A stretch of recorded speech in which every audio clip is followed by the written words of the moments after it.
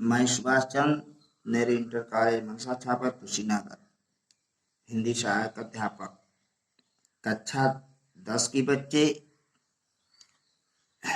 तुलसीदास के बनपथ का हम लोग आज दूसरा पद्य पढ़ेंगे। इस पद्य को कक्षा 10 के बच्चे अपनी किताबें खोलकर बनपथ के दूसरे दोहे को देखें। जल को गए लखन है, लरिका परिखौ पिय, छाह घरीक है ठाढ़े। पोष पसे उबयारी करो, और उपाय पखरी हों, भू भरी ठाढ़े। भू भूरी ठाढ़े। तुलसी रघुबीर प्रियाश्रम, जान के बैठ विलंब लो कंटक काढ़े। जानकी नाह को नेह लख्यो, पुलको तनु बारी विलोचन बाढ़े।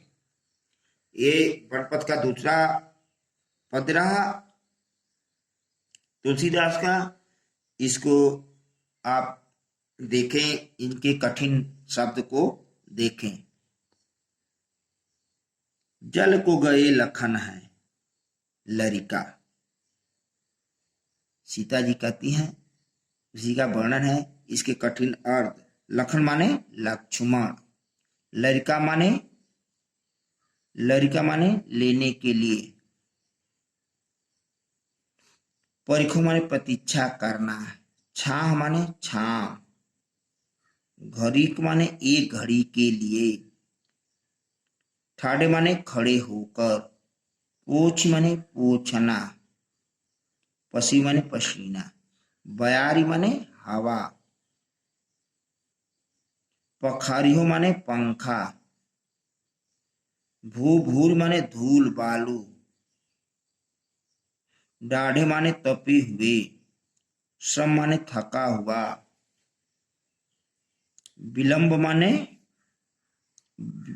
विलंब लो बहुत देर तक, कंटक माने कांटे, काढ़े माने निकाले, नाह माने स्वामी, लखौ माने देखकर, तन माने शरीर, विलोचन माने नेत्र। ये कठिन शब्द के अर्थ रहे बच्चे। अब आप लिखेंगे संदर्भ। इस पद्यांश का संदर्भ आपको पूर्व में हम बता चुके हैं।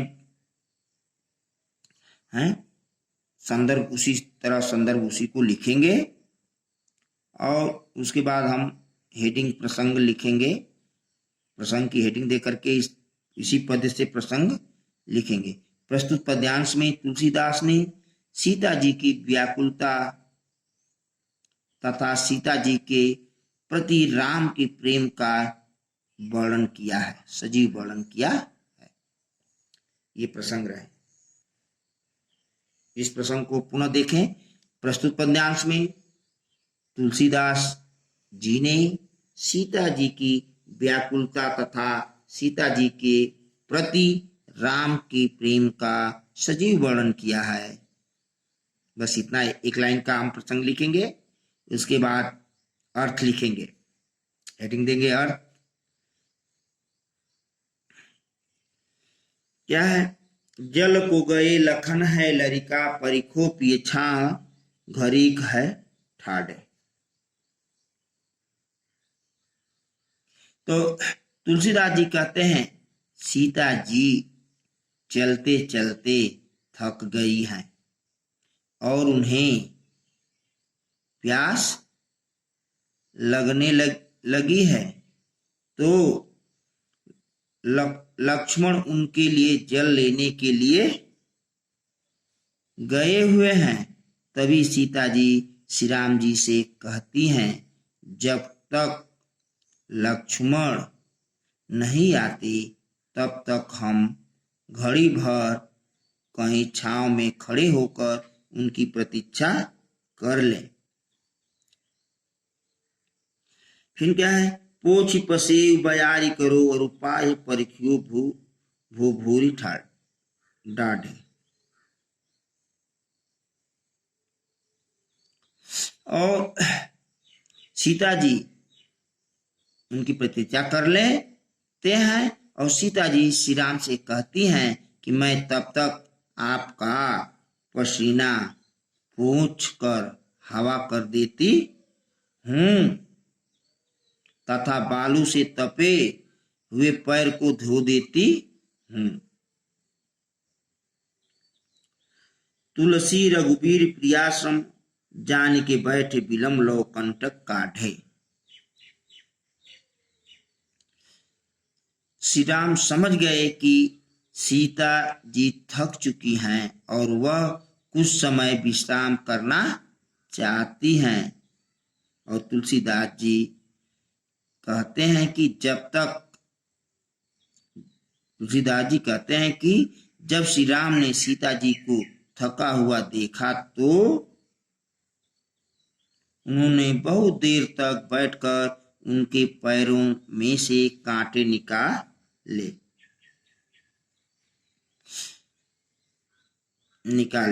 फिर जानकी नाह को नेह लखो पुलको तनुबारी विलोचन बाढ़े। सीता जी ने अपनी स्वामी के प्रेम को देखा तो उनका शरीर पुलकित हो उठा और आंखों में प्रेम रूपी आंसू छलक आए। ये रहा अर्थ। अब पुनः फिर एक बार आप लोग इसको देख लें। अर्थ में कहीं दिक्कत हो तो पुनः एक बार देख लें।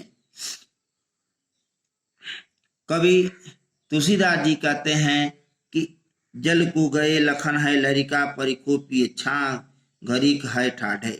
तुलसीदास जी कहते हैं कि सीता जी चलते चलते थक गई हैं और उन्हें प्यास लगने लगी है। तो लक्ष्मण उनके लिए जल लेने के लिए गए हुए हैं। तभी सीता जी श्री राम जी चंद्र जी से कहती हैं कि जब तक लक्ष्मण नहीं आते तब तक हम घड़ी भर अर्थात कुछ समय तक के लिए कहीं छांव में खड़े होकर उनकी प्रतीक्षा कर लेते हैं। पोछ पसेव बयारी करो और उपाय पखरी हो भू भूरी ठाढ़े डाढ़े भू भूरी डाढ़े। प्रतीक्षा कर लेते हैं। सीता जी श्री राम जी से कहती हैं कि मैं तब तक आपका पसीना पोंछकर हवा कर देती हूँ तथा बालू से तपे हुए पैर को धो देती हूँ। श्री राम चंद्र जी समझ गए कि सीता जी थक चुकी हैं और वह कुछ समय विश्राम करना चाहती हैं। तुलसी रघुबीर प्रियाश्रम जानी के बैठी विलम्ब लो कंटक काढ़े। तुलसीदास जी कहते हैं कि जब श्री रामचंद्र ने सीता जी को थका हुआ देखा तो उन्होंने बहुत देर तक बैठकर उनके पैरों में से कांटे निकाले। जानकी नाह को ने लखो पुलको तनबारी विलोचन बाढ़े। सीता जी ने अपनी स्वामी के प्रेम को देखा तो उनका शरीर पुलकित हो उठा और आंखों में प्रेम रूपी आंसू छलक आए। ये रहा अर्थ बच्चे। अब काव्य सौंदर्य लिखेंगे भाषा हेडिंग दे करके। भाषा है ब्रज भाषा, शैली मुक्तक है, रस जो है श्रृंगार है, गुण माधुर्य है, छंद सवैया है और इसमें अलंकार जो है अनुप्रास है। परिखोपीय में अनुप्रास अलंकार है। और आगे कंटक काढ़े में भी अनुप्रास अलंकार है। इस पद्यांश में अनुप्रास ही अलंकार है। तो आज का अंक बच्चे यहीं समाप्त होता है। धन्यवाद। अब अगले अंक में